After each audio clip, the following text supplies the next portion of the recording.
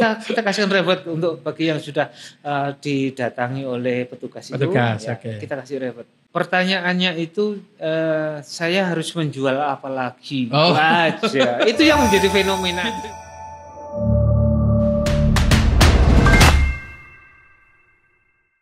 Assalamualaikum warahmatullahi wabarakatuh. Waalaikumsalam warahmatullahi wabarakatuh. Selamat siang, salam sejahtera buat kita semuanya.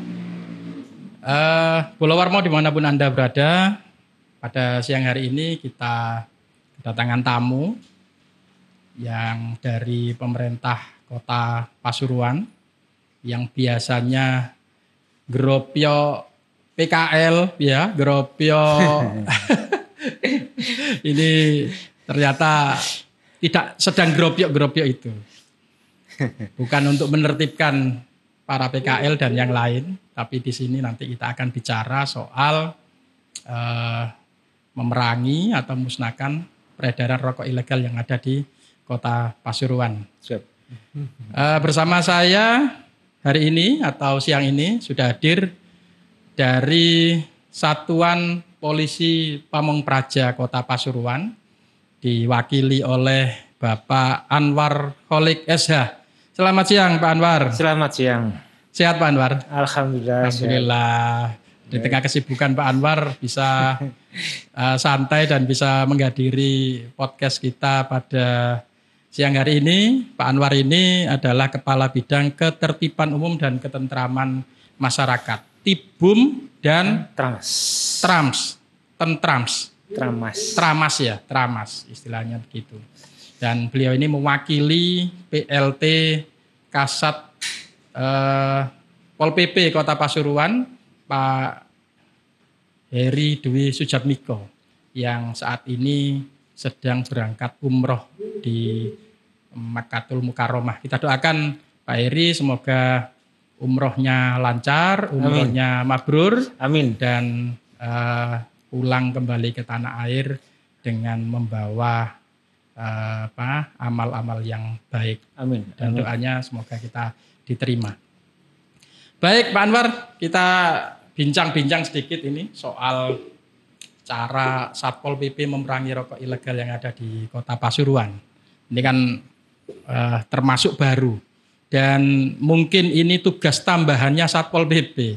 Biasanya kalau Satpol PP yang saya tahu adalah penegak perda. Nah, yang sekarang ini ternyata ada tambahan tugas baru. Mungkin di Pulau Warmo dimanapun Anda berada belum begitu paham apa sih sebenarnya tugas Satpol PP itu. Pak Anwar bisa jelaskan Pak Anwar? Satpol PP memang dalam tusinya itu salah satunya penegakan perda. Penegakan perda ya. Penegakan perda itu dalam konteks peraturan daerah produk dari Kota Pasuruan. Oke. Ya. Nah, dalam hal ini juga karena pemberantasan rokok ilegal itu adalah masuk di penegakan perda. Nah, otomatis dimasukkanlah pemberantasan rokok ilegal itu tugas tambahan ya termasuk ya. Tugas tambahan. Tapi ya juga lumayan berat ini ya. Ya berat, ya. Cukup berat. Iya. Memang dari pemberantasan rokok ilegal ini harus imbang. Harus imbang ya. Harus imbang dengan penegakan perda yang lain. Oke. Tahun berapa ini Pak Anwar? Kalau ini tugas tambahan itu berarti kan dimulainya tahun berapa kira-kira?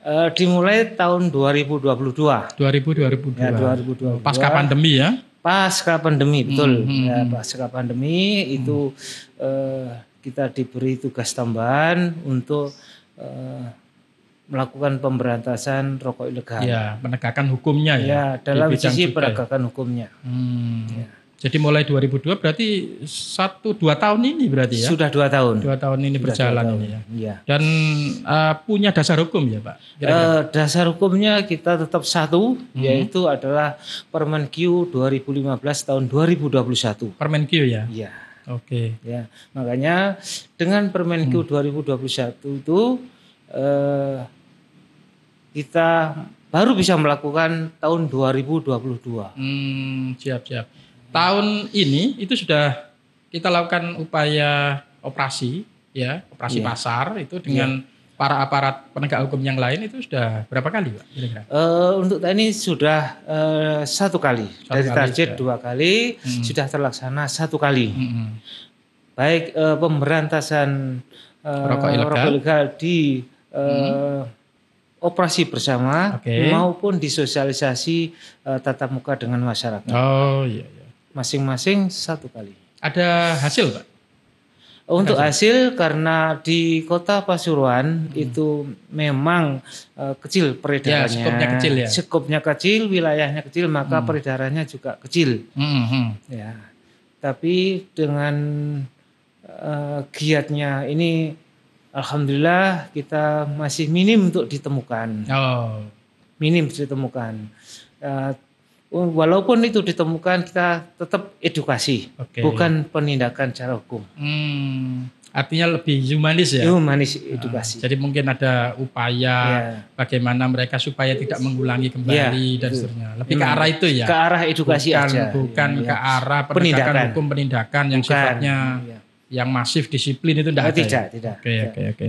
Pak, itu pemberantasan rokok ilegal itu Pol PP kan juga punya tugas soal sosialisasinya. Siap. Dan sosialisasi itu saya dengar ada yang terbuka dan ada yang tertutup. Siap. Nah, tahun ini sudah dilakukan itu sudah enggak? Sudah. Untuk tahun ini sudah dilakukan. Untuk yang sosialisasi tertutup itu yang melibatkan masyarakat, tokoh masyarakat, RT RW itu sudah dilakukan 1 kali. Sudah 1 kali, Pak ya. Iya. Yang untuk terbuka itu sudah dilakukan 2 kali. Pertama ada di kantor kejaksaan. Oh iya. Yang kedua ada di kantor Polresta. Di Polresta. Ya, semuanya dalam rangka untuk sosialisasi gempur rokok ilegal. Yang di kejaksaan itu kalau saya ingat waktu itu wayang itu ya? Wayang itu ya? Betul. Dikemas memang kemasannya untuk wayang. Tapi kalau di Polresta untuk menyongsong pemilu damai. Oh, disinkronkan dengan acara itu ya? Betul. Sehingga temanya berbeda-beda. Ya. Tapi tetap koridornya adalah grand desain besarnya tetap gempur rokok ilegal. Betul. Ya, saya lihat dan saya amati kemarin ada banyak lombanya. Ya, seru lah istilahnya ya. Konsep kemasannya memang dibuat begitu biar kita tidak monoton, masyarakat biar tidak jenuh. Oh, gitu ya. Jadi boleh dilakukan secara terbuka, boleh secara tertutup. Boleh, memang aturannya seperti itu. Lebih efektif mana, Pak? Yang terbuka dan tertutup? Kalau efektifnya saya kira relatif sama. Relatif sama. Karena kalau di tertutup itu pun juga langsung ke masyarakat, tokoh masyarakat. Betul. Ya. Kalaupun terbuka toh itu juga dengan masyarakat luas. Cuma kalau terbuka itu tidak tercakup hanya undangan ya. Tapi betul. Masyarakat lain juga bisa ngikuti. Bisa ngikuti. Apalagi ada penyanyi dangdutnya kemarin. betul. Jadi itu kan menarik ya. Menarik. Ini kan upaya cara bagaimana kita bisa menarik masyarakat dan pesan yang kita sampaikan tersampaikan. Jadi ojo misalnya tuku rokok ilegal dan seterusnya. Tetap kita sampaikan tujuan pemberantasan rokok ilegal kita sampaikan. Nah, ngomong-ngomong soal rokok ilegal itu sebenarnya punya ciri-ciri seperti apa, Pak? Kalau rokok ilegal itu cirinya ada beberapa. Di antaranya adalah rokok yang polos. Yang kedua rokok nggak polos, bermerek, tapi itu tidak bercukai. Tidak ada pita cukainya. Tidak ada pita cukainya. Yang ketiga itu rokok bener ada cukainya, tapi itu ada yang palsu, ada yang bukan peruntukannya dan mungkin bukan haknya. Dan ada yang cukai bekas juga, Pak. Iya, ada cukai itu kan nggak boleh itu. Iya. Wis bekas dikelentek, ditempelkan di. Iya, betul. Lain, itu kan? Salah satunya itu. Kan kelihatan kan? Kelihatan. Betul, jadi kalau ini memang bekas itu kan kelihatan. Iya. Dan yang bisa mengetahui teman-teman bea cukai biasanya. Iya, betul. Itu memang ada sensor tersendiri. Iya. Ada alatnya sendiri. Dan sebenarnya kalau ilegal begitu itu memang menyalahi aturan perundang-undangan. Benar. Memang ya sesuai ketentuan di undang-undang salah satunya yang kita sebutkan tadi itu itu memang sangat dilarang.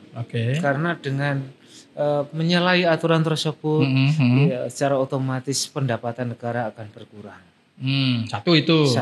Yang kedua melanggar undang-undang. Melanggar undang-undang pasti. Ya. Yang ketiga kemungkinan kalau tidak istilahnya tidak terpantau atau ilegal itu, maka faktor kesehatannya akan lebih besar. Benar, merusak resiko kesehatannya lebih besar. Karena memang nggak terpantau. Ini yang terpantau saja itu juga beresiko kesehatan. Apalagi yang tidak bercukai. Itu yang masyarakat kadang nggak paham. Wis pokoknya aku tuku rokok murah, betul, rada enak, misalnya, baik ono cukai nih. Enggak jadi urusan. Padahal ini yang membahayakan. Betul. Ya itu yang kadang tidak disadari ya. Masyarakat tentunya dengan sosialisasi akan mengetahui. Ya, baik resikonya maupun kesehatannya juga harus terjaga. Betul. Itu intinya di situ ya. Sebenarnya. Sehingga ada cukai itu ada pembatasan itu ya. Betul. Jadi nggak sembarang diproduksi. Ini lumayan karena cukainya mahal misalnya atau munda regane wis diproduksi aja yang banyak enggak ya. Kita tetap batasi. Tetap pembatasan itu dalam rangka satu memang adalah menjaga masyarakat dari kesehatannya. Betul. Yang kedua menjaga pendapatan negara. Itu yang pokok dua faktor ini yang harus kita jaga. Ya, ini cukai munda, ternyata rokok juga masih banyak yang minati. Bahkan kemarin data terbaru itu ada kenaikan sekitar 9 juta sekian, ya kan? Artinya perokok baru. Dan ternyata ini memang diminati banget. Jadi satu sisi itu dibatasi supaya memang masyarakat itu supaya enggak sampai merokok banyak begitu ya. Kalaupun banyak mungkin ayo dilihat kesehatannya. Jangan sampai itu. Tapi itu pun mereka tetap harus bayar cukai yang besar. Bayar cukai besar pun ternyata juga mereka tetap bayar. Betul. Berani untuk bayar itu. Ini memang dilematisnya fenomena yang ada di masyarakat itu. Itu memang yang harus kita bisa mensikapi, harus bijak dalam rangka pemberantasan rokok ilegal. Betul. Pak, di saat ini itu kan orang berupaya bagaimana melancarkan modus operandinya dalam hal supaya rokok ilegal saya ini tetap jalan. Nah, modus-modus yang bisa dipakai oleh para pelaku atau terduga pelaku yang memproduksi atau menyalurkan rokok ilegal itu macam-macam jenisnya dengan cara apa, Pak? Ada beberapa yang kita tahu bahwa untuk peredarannya itu adalah melalui pengiriman pribadi. Pengiriman lewat online, pengiriman lewat travel. Jasa kiriman itu ya biasanya. Iya, jasa tip itu ya.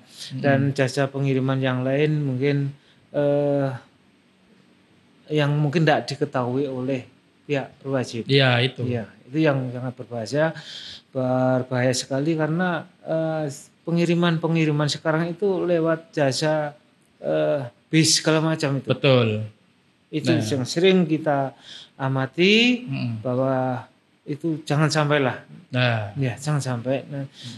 Upaya kita itu untuk ke sana itu kita bersama dengan Bea Cukai melakukan koordinasi dan melakukan pemantauan secara terus-menerus. Secara otomatis hasil pemantauan kita koordinasikan dengan Bea Cukai. Sering Pak ya? Sering? Komunikasi dan koordinasinya sering ya? Sering.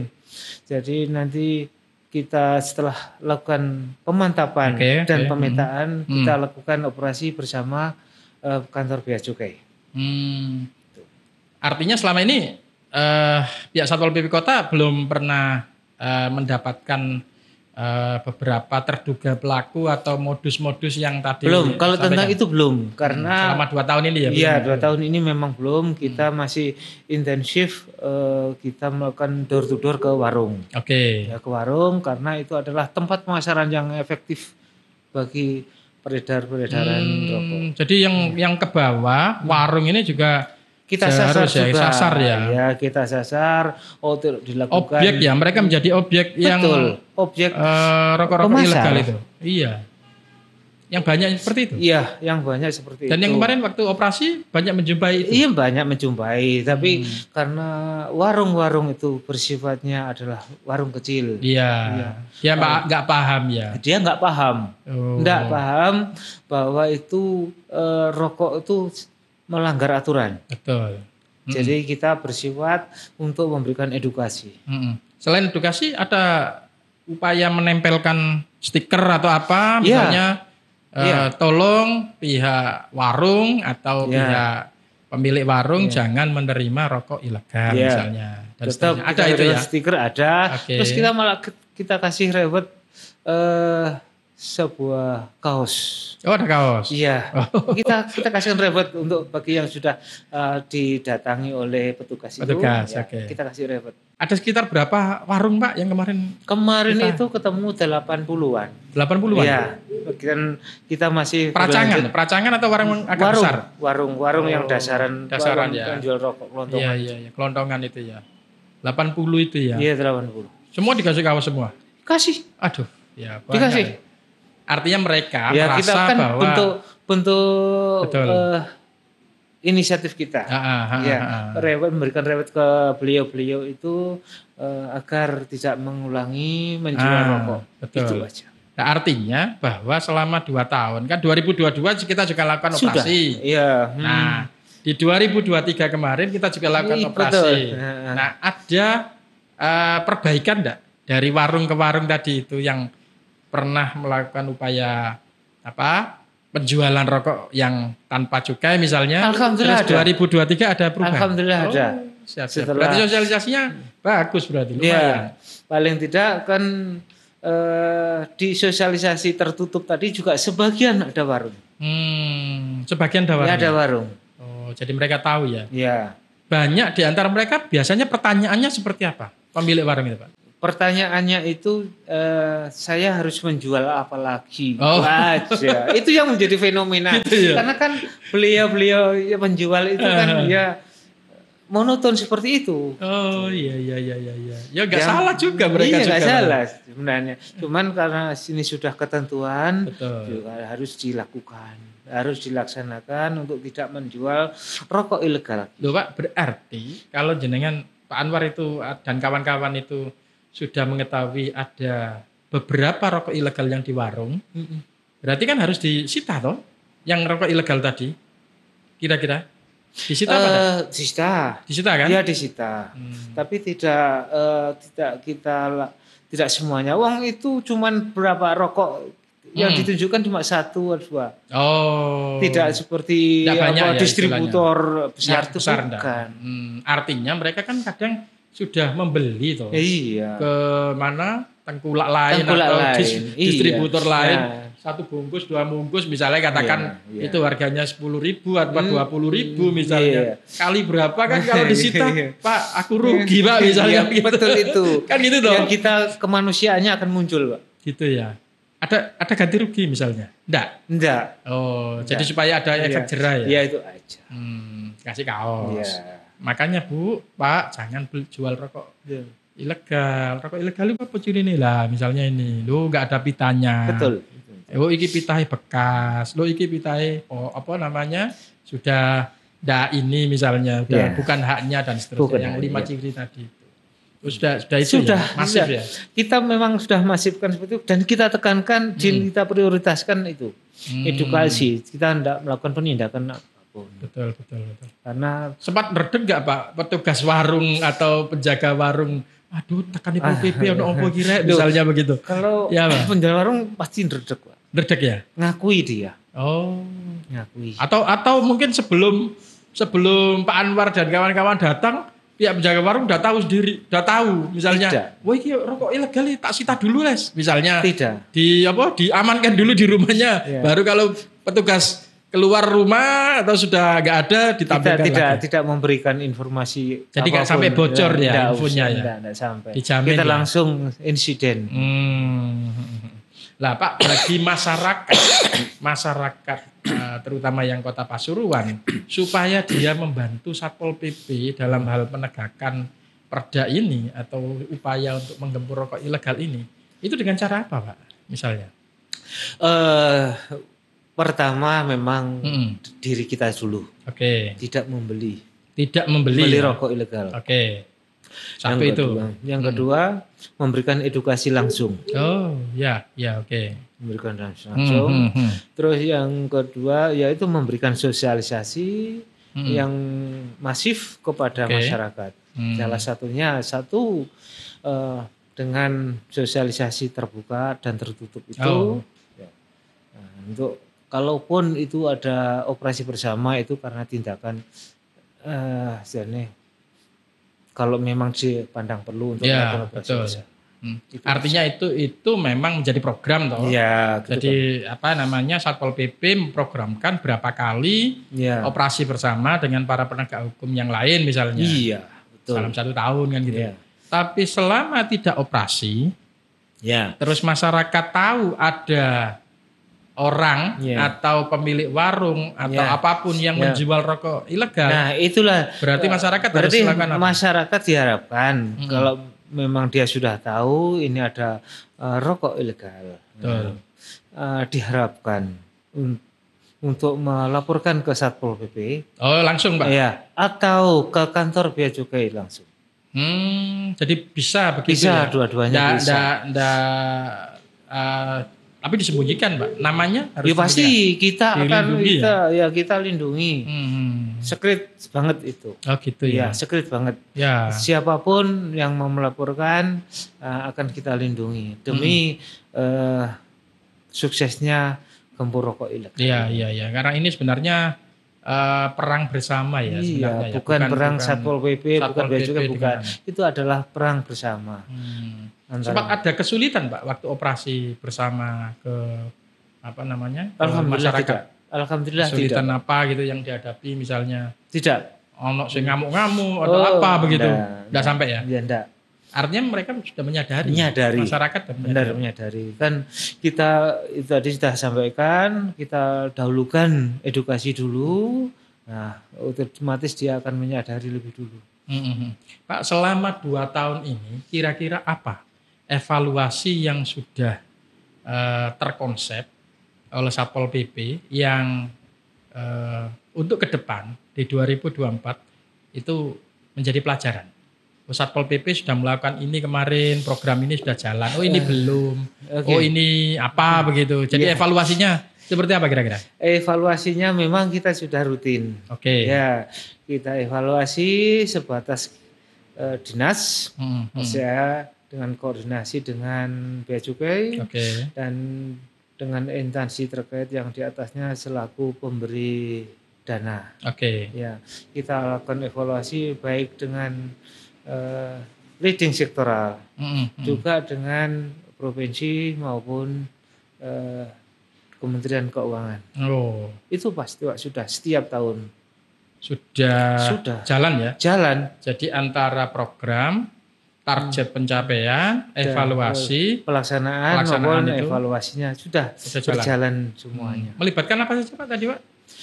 Pertama Satpol PP sendiri, terus bagian ekonomi, sekarang bagian ekonomi. Bagian ekonomi sekretariatnya ya? Iya, sekretariatnya. Terus dengan kepolisian, yang bea cukai.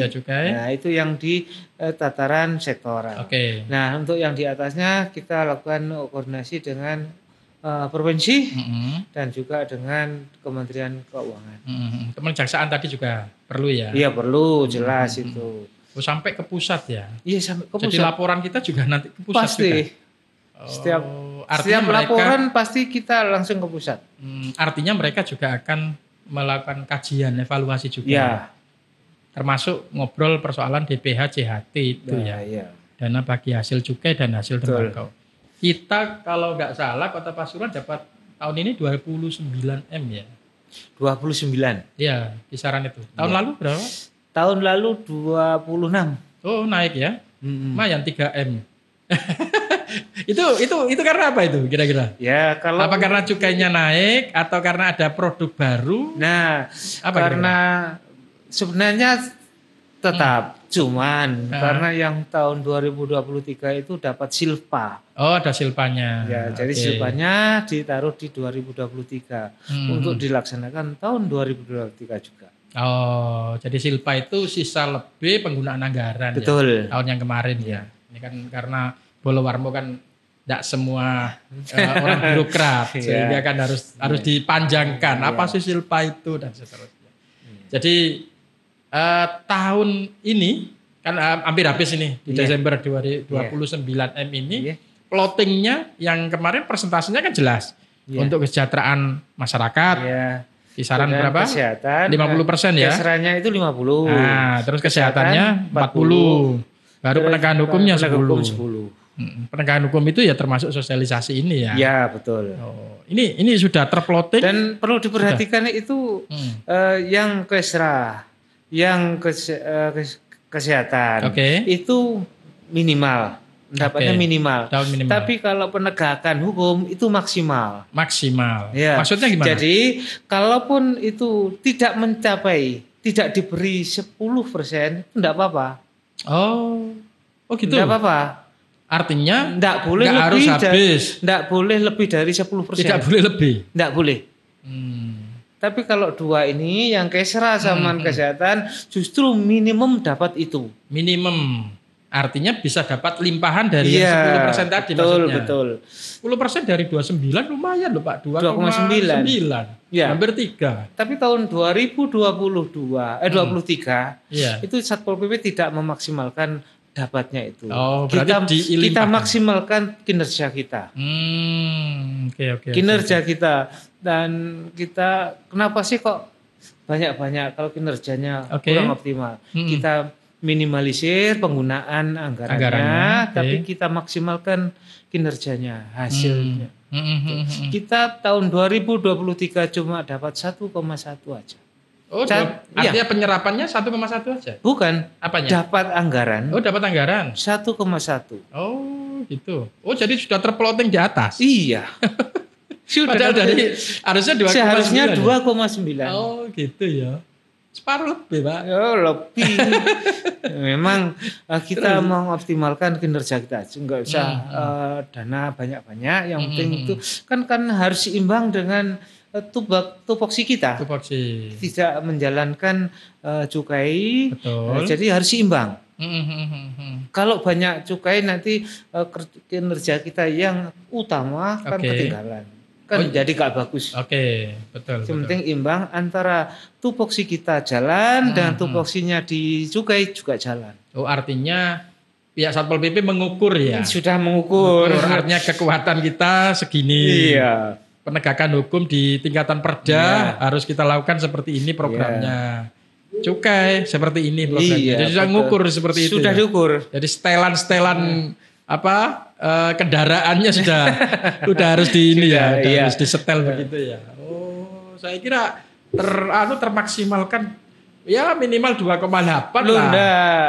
Enggak. Kita tetap mengedepankan kinerja kita. Biar bisa maksimal kinerja kita, optimal kita hasilnya. Berarti sisa 1,8 dari penegakan hukum tadi yang jenengan 1,1 kan? 1,1 ya. 1,8 ya kan? Itu kan berarti terserap ke kesehatan sama kesra. Sama kesehatan. Iya. Oh. Karena memang mereka butuh anggaran, lebih besar. Makanya di Permenkyu 215 memang disyaratkan seperti itu. Oh. Peluangnya kekurangan itu ada di kesra sama kesehatan. Oh gitu ya. Dan ini berlaku untuk seluruh daerah ya. Seluruh Indonesia. Seluruh Indonesia seperti itu. Iya. Formula yang dijalankan juga seperti itu. Jadi untuk kesra sama untuk kesehatan itu yang minimal. Yang penegakan hukum maksimal. Jadi nggak boleh lebih dari 10%. Tapi turun boleh. Nggak dikasih interval Pak. Interval misalnya ya wis minimal 8%. maksimal 10, gini nggak boleh di bawah 8. Enggak berbunyi ya. Pokoknya 10% maksimal. Iya. Sama boleh menggunakan 5% terserah. 7% terserah gitu ya. Ini tergantung dari kebijakan daerah juga ya. Oh, jadi tim anggaran Pak Anwar yang sudah menentukan itu ya. Tapi evaluasinya adalah pada posisi yang kemarin. Istilahnya sama nyerapnya bisa nggak semua kan gitu toh, ditanting toh. Kan ditanting gitu kan. Sama bisa nggak nyerap semua. Kan otomatis kan Satpol PP selaku pengelolanya otomatis kan harus ngukur. Iya. Mampu pun enggak kamu melaksanakan. Artinya daripada dipaksakan tapi ternyata enggak maksimal terus terjadi silpa segala macam kan. Jadi besar-besar resiko ya. Iya, resiko. Artinya yang enggak terserap oleh kesehatan kan maupun lebih baik oleh kan diserahkan untuk yang lebih membutuhkan. Oh, tahun 2022 Pak, kita dapat anggaran berapa? Artinya dari 26M tadi kan 2,6 sebenarnya. Kita serap berapa waktu itu? Artinya kita serap 1,4. Lebih besar ya waktu itu ya. Karena apa? Kemarin yang 1,4 itu kita lakukan sosialisasi kan tatap muka. Oke. Lebih banyak ya? Lebih banyak saya tahu itu lebih banyak. Akhirnya kita bisa menyerap lebih besar. Kenapa sosialisasi tatap muka kita nggak dilakukan yang banyak kemarin? Nah, kita sudah mengevaluasi manfaatnya dan mungkin efektivitasnya itu kan lebih menonjol ke sosialisasi tertutup. Oh, gitu. Lebih mengenalkan gitu langsung masyarakat, kita tunjuk siapa yang hadir kan gitu. Tokoh masyarakat, pedagang RT, RW dan salah satunya jasa penitipan. Oh, diundang ya waktu itu. Waktu di Kelurahan Purworejo itu undang semua. Iya. Oh, jadi benar-benar mewakili masyarakat semua ya. Oke. Pak, sekarang ini kan kemarin ada evaluasi dan upaya koordinasi ya. Di tingkatan Jakarta, artinya di tingkatan kementerian. Pak Anwar hadir ya waktu itu? Hadir, kebetulan sama siapa? Sendirian. Ya, sendirian. Kok berani sendiri? Ya, tetap aja ada pemangku kepentingan dari kesehatan, dari rumah sakit, dari bagian ekonomi, itu juga hadir semua. Oh, banyak. Berapa orang? Dari masing-masing satu. Masing-masing diwakili satu. Siapa Pak? Briefing seperti apa yang dilakukan kemarin? Briefing yang kemarin itu kebetulan hampir sama dengan DES. DES jadi satu persatu dikomunikasikan bahwa kekurangannya apa, kelebihannya apa. Oh, presentasi Pak? Enggak? Iya. Oh, presentasi ya? Presentasi. Berapa hari Pak? Satu hari selesai? Ya, 1 hari selesai. Kita cuman evaluasi tatap muka aja. Artinya termasuk evaluasi penyerapan anggaran juga ya? Kita paparkan ya? Enggak di-slide tidak. Cuma aja kita sodorkan data, kita sampaikan data-data yang sudah kita bawa, kita sampaikan juga. Dan di situ juga untuk perencanaan ke depan tahun 2024. Nah, ini perencanaan ini penting ini ya Pak ya Pak. Untuk perencanaan tahun 2024 memang Dirjen Keuangan itu mensoroti dari penegakan hukum. Kebetulan saya di penegakan hukum masih ada kesenjangan antara kesenjangan antara anggaran sosialisasi dengan anggaran pemberantasan operasi bersamanya. Jadi masih besaran sosialisasinya. Oh, gitu. Ya. Terus ini menjadi landasan kita untuk nanti akan evaluasi perencanaan lagi ya. Ke 2024. Kita nanti akan diberikan sebuah rekomendasi dari Kementerian Keuangan akan diterbitkan agar disesuaikan. Apa sesuaikan itu harus 50-50 begitu 50, atau maksimal 50-50. Jadi anggaran karena ini rohnya adalah pemberantasan rokok ilegal, maka diharapkan untuk pemberantasan operasi bersama itu akan minimal sama dengan sosialisasi. Yang kita rencanakan ini semula masih besaran sosialisasi, diharapkan untuk diseimbangkan. Yang kemarin besaran itu ketimpangannya berapa persen antara yang sosialisasi dengan operasi? Hampir berapa persen? Rata-rata. Kalau selisihnya sekitaran 20%. Oh, jauh ya berarti ya. 20% besaran sosialisasi. Nah iya. Jadi kalau diukur misalnya 70 dengan 60-40 ya kisaran itu ya. Ya. Oh, lumayan besar ya. Mungkin kalau banding mungkin ya naik 5 turun 5 lah. Begitu. Ya, 55 sampai 45 gitu. Diharapkan banget dari Dirjen Anggaran itu untuk bisa merubah nantinya. Merubah ya. Diharapkan sangat karena kebetulan juga Dirjen Anggaran yang punya anggaran cukai. Nah, itu kebetulan yang dilewatkan di Satpol PP. Agar dioptimalkanlah itu pemberantasan rokok ilegal dengan operasi bersama itu. Dengan operasi bersamanya ya. Untuk sosialisasi karena sudah ada ukuran, ada variabelnya. Dengan variabel yang ada, sosialisasi dengan yang saya sodorkan itu sudah melebihi dari nilai poinnya sudah melebihi. Oh, ada poinnya juga? Ada poin, penilaian ada poin. Oh, gitu ya. Ada poinnya. Jadi sudah lebih, akhirnya kelebihan poin itu bisa dialihkan ke yang lain. Nah, pemberantasan rokok ilegal itu yang operasi bersama. Operasinya. Tapi kalau dioperasi sering-sering misalnya apa enggak?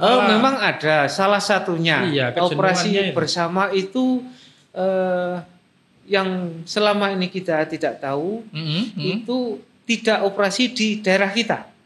Oh, tidak operasi daerah kita. Iya. Maksudnya gimana? Ada operasi yang dilakukan di luar kota kita dengan sasaran sumber dari tembakau misalnya. Kita mengedukasi wilayah sana. Ya, kita memberitahu dengan bahwa produksi sampean itu, katakanlah ya, produksi sampean itu banyak yang mengalir ke daerah kita. Oh, ya. Terus? Maka tolong itu bisa dimanfaatkan. Kalau memang berupa rokok, harus rokok yang legal. Selama ini ada yang pernah? Inilah. Selama seperti ini itu? Belum pernah. Belum. Baru kita ke Jakarta kemarin. Baru dapat bahan itu ya. Betul. Sebenarnya 2 kali saya itu mendapat informasi kemarin sebelum berangkat Jakarta. Saya sendiri kan komunikasi dan komunikasi dengan Bea Cukai. Diberitahu tentang itu dan teknis-teknisnya seperti itu. Nah, kebetulan juga di Jakarta kemarin juga disampaikan yang selama ini tidak pernah kita lakukan. Berarti klub ya? Klub. Berarti memang ada ilmu-ilmu baru ya, yang sebenarnya selama ini kita tahu. Tidak tahu. Artinya jangan monoton. Kalau memang kita operasinya seperti apa? Ada variasi lah. Mosok apel, terus bropio, si A, si B, si C, terus seperti itu tok kan ya nggak ada variasinya. Ya itu tadi dengan cara seperti itu. Ada formula lain enggak, Pak? Selain yang 3 presentan tadi. Ada kesehatan masyarakat atau tadi itu ada kesehatan, lalu ada penegakan hukum.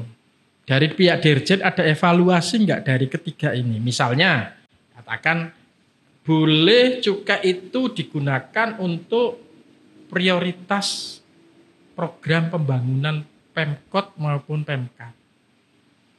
Boleh ada tambahan itu? Ada. Misalnya. Ada sebenarnya ya? Ada. Tapi peluang itu maksudnya biar nggak menutup di 3 ini dong. Ada. Tapi itu harus ada skala prioritas namanya. Skala prioritas pembangunan.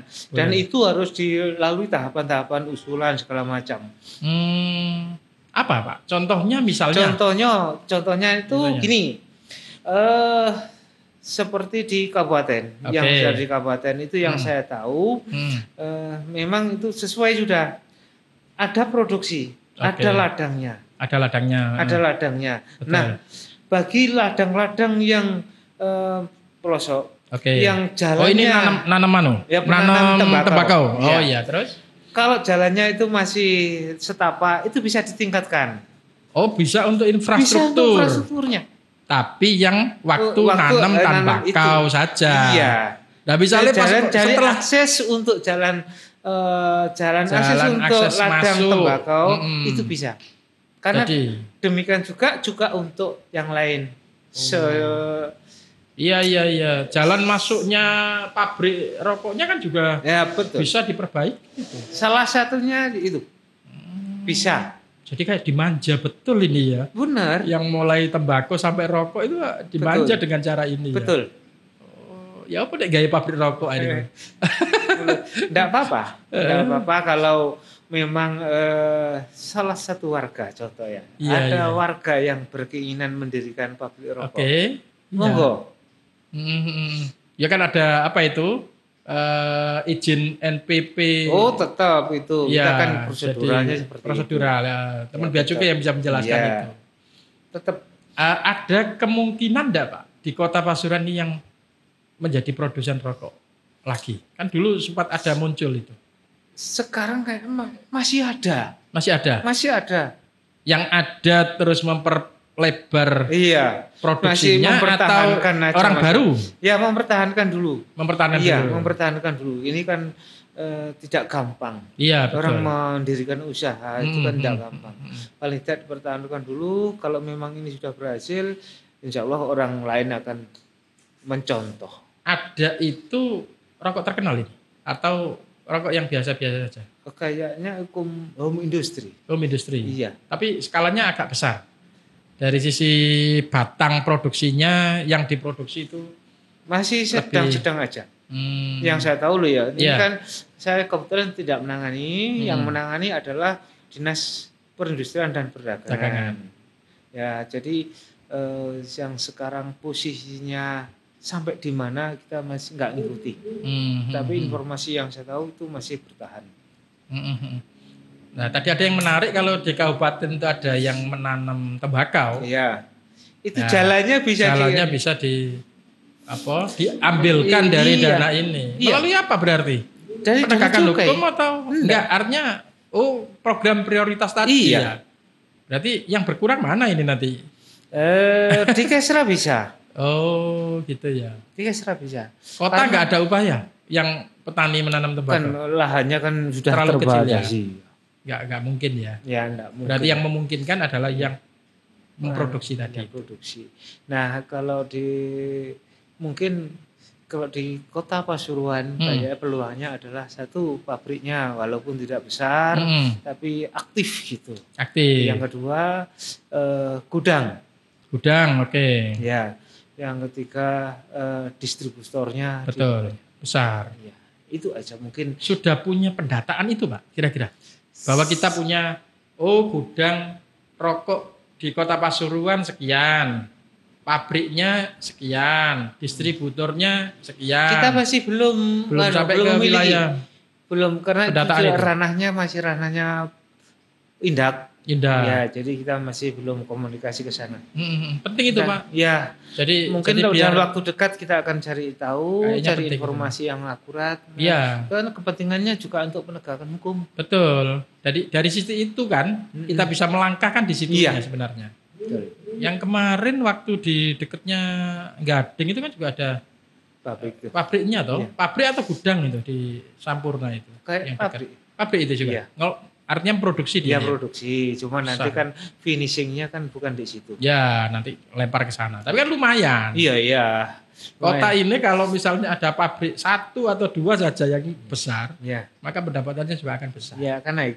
Betul. Ya kan di situ. Ya ukurannya pemberian cukai kan itu.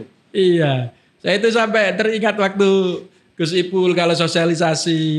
Ya kalau dibilang iri ya enggak saya sebenarnya. Cuma nyindir tetangga sebelah. Kabupaten itu kan ratusan M toh kalau dapat DPHCHT. Ya apa caranya aku iso koyo kabupaten? Kan gitu toh. Lah mereka besar-besar semua. Raja-raja semua dunia pabriknya. Bahkan memang terbesar se-Indonesia. Iya. Nah iya. Terbesar se-Indonesia. Kota paling enggak yo separuh nih lah. Ya saking kepinginnya. Saking kepinginnya ya. Nah, itu. Bapak kita kan sangat antusias, Mas. Antusias. Beliau orang yang sangat welcome terhadap investasi. Cuman yang mau ditarik ke sini itu agak berat itu loh. Gak tahu. Ini kita bicara soal peluang investasi dan seterusnya ya. Tapi mungkin itu kan ada kiat-kiat tertentu. Harus ada trik. Harus ada trik. Yo itu kepintaran dan keluasan ya beliaunya ya, seni dalam memimpin dan melobi. Ya kayak kemarin melobi taman tematik Rampiangan melobi Pak Gubernur itu loh. Aduh, saya luar biasa. Ini Gusipul memang bukan tingkatan wali kota memang. Ya apa cara iso. Kalau sudah gitu itu sudah bukan nggak ngatasi lah. Nggak ngatasi, betul. Seni memimpinnya. Memang seninya memimpin ada tersendiri. Betul. Spesial. Pak Anwar, ini terakhir. Jadi masyarakat ini kan sudah diajari atau disosialisasi bagaimana cara menggempur rokok ilegal. Dengan cara tidak membeli itu aja udah lumayan. Iya. Apalagi kalau mereka melaporkan ada penjual rokok, distributor yang ternyata rokoknya ilegal. Kan sudah oke ya. Iya. Tapi masyarakat itu kan juga harus diberikan sebuah keberanian. Betul. Keberanian kalau dia misalnya lapor ke Satpol PP, itu Satpol PP punya hotline enggak? Misalnya, atau hotline itu telepon terbuka misalnya. Artinya mereka nggak harus tatap muka, tapi mungkin telepon saja, WA saja. Lebih baik seperti itu. Atau apa sehingga mereka tersembunyi. Ya. Tapi valid, datanya harus valid. Atau punya aplikasi yang lain. Ya, Satpol PP kira-kira. Satpol PP itu luas, Mas. Luas. Jadi laporannya itu ada yang via online. Karena dimanapun juga di sisi lain kan Satpol PP harus menegakkan perda. Oke, betul. Jadi untuk informasi tentang cukai kita tetap merahasiakan si pelapor. Oke. Ya, kita harus aset yang berharga itu harus kita lindungi. Maka kalau memang ada siaga Satpol PP akan kita tampung, akan ada nomor khusus. Oh, udah, nomor khusus. Ya. Nggak perlu dipublish ini. Enggak. Oh, nggak boleh Mang. Nggak boleh. Oh, tapi masyarakat tahu ya? Tahu. Oke. Artinya ada beberapa laporan sebenarnya Pak dari masyarakat. Mulai tahun kemarin 2022 mungkin satu atau dua. Masih belum. Masih belum. Jadi masih barusan aja kita punya hotline itu. Jadi memang benar-benar kita sama-sama serius ya. Iya. Jadi masyarakat juga serius. Iya. Kita juga serius. Betul. Dalam rangka memberantas rokok ilegal ini. Dan saya kira cara Satpol PP dalam melakukan upaya penegakan perda terutama di bidang rokok ini tetap mengedepankan humanistik ya. Tetap. Jadi kemanusiaan tetap jalan. Tidak langsung angkut kayak rombong di PKL tidak seperti itu ya. Jadi masuk warungnya rokok apa? Sangat berbeda Pak. Sangat berbeda perlakuan. Sangat berbeda. Sangat berbeda. Oke. Bukan hanya berbeda aja, sangat berbeda. Karena gimana pun juga itu adalah istilahnya kaulo alit. Kaulo alit, betul. Kaulo alit yang menjadi pendorong atau penggerak ekonomi. Roda ekonomi. Iya, itu yang harus kita sadari itu. Secara nggak langsung mereka walaupun juga sama dengan PKL tapi perlakuannya berbeda. Tapi bukan mengistimewakan ya. Iya. Jadi kita memberikan perlakuan yang sepantasnya istilahnya. Kalau mereka kalau faktornya tidak tahu ya diberikan pengetahuan. Pak, Bu, jangan beli rokok ini ya karena nggak ada cukainya. Ini polos, melanggar.